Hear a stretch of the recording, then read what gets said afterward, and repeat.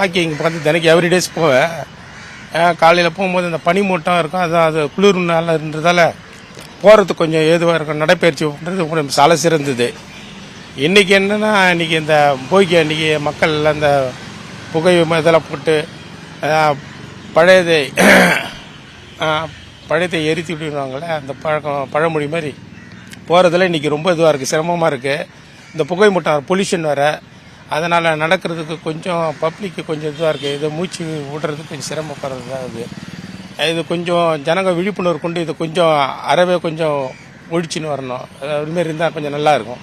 வயசானவங்கலாம் நிறைய பேர் போயிட்டு அது இல்லாமல் இப்போ இந்த வயதானவர்களுக்கு நடக்கிறது இந்த பனிக்காலமோட பனிமூட்டமும் இந்த புகையும் வந்து சேர்ந்து ஒன்றா இருக்கிறதால நடக்கும்போது அவங்களுக்கு சிரமப்படுறாங்க கொஞ்சம்.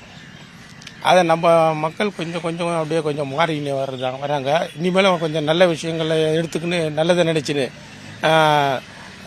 அந்த நல்லதை எடுத்துக்கின்னு இது கொஞ்சம் மாறிக்கணும் ஜனங்க. அதை கொஞ்சம் இது பண்ணிக்கணும் சார். ட்ரிப்ளிகேலேருந்து வரேன். ரெகுலராக வருவேன். ரெகுலராக வந்துட்டு இருக்கப்போ சும்மா அந்த பனி தான் கொஞ்சம் நல்லா இருக்கும். இந்த அளவு இப்போ இன்னைக்கு கொஞ்சம் புகை கொஞ்சம் அதிகமாக தான் இருக்குது. சுவாசிக்கிறதுக்கு எனக்கே தொண்டை மூக்கெல்லாம் கொஞ்சமே இதாக இருக்குது. கொஞ்சம் புகை அதிகமாக தான் இருக்குது கொஞ்சம் அன்றைக்கி.